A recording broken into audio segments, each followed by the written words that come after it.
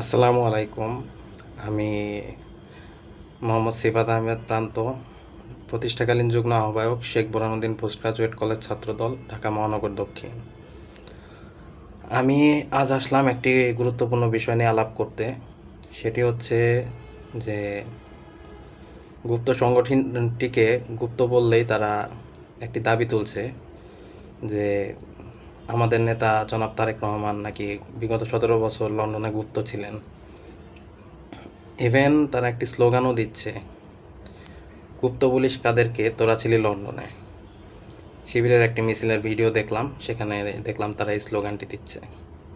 তো আমার কথা হচ্ছে যে মাননীয় প্রধানমন্ত্রী জনাব তারেক রহমান 17 বছর লন্ডনে কি গুপ্ত ছিলেন?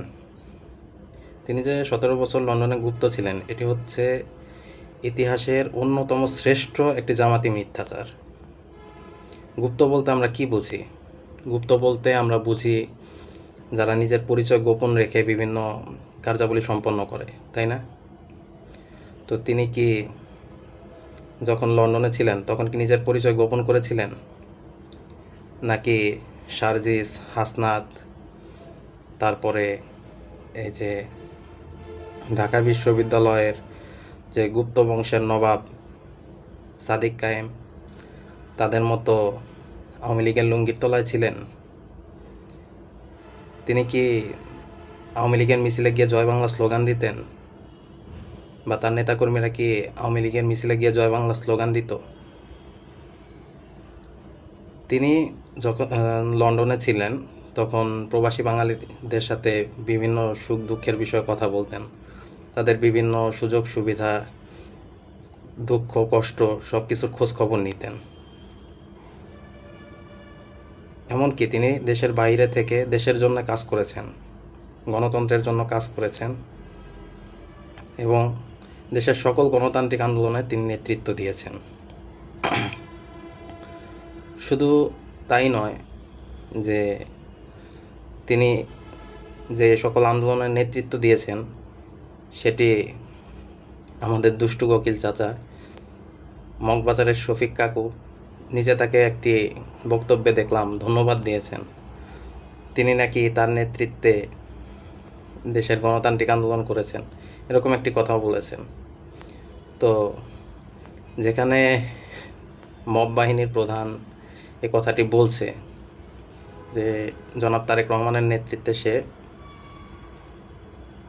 গণতান্ত্রিক আন্দোলনগুলো করেছে, সেখানে তারা কিভাবে কথা বলতে পারে যে আমরা গুপ্ত ছিলাম বা আমাদের নেতা গুপ্ত ছিলেন?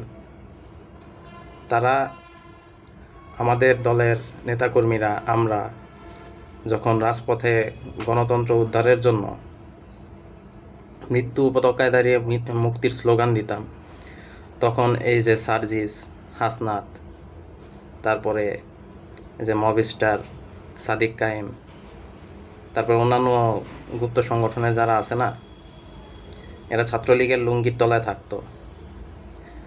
শেখ মুজিবের প্রশংসায় বঙ্গবন্ধু বঙ্গবন্ধু করতে করতে কাত হয়ে পড়তো, অথচ আমাদের ভাইয়েরা রাজপথে মার খেয়েছে, জেল জুলুমের শিকার হয়েছে শুধুমাত্র গণতান্ত্রিক আন্দোলন, জনগণের অধিকার আদায়ের আন্দোলন করার কারণে।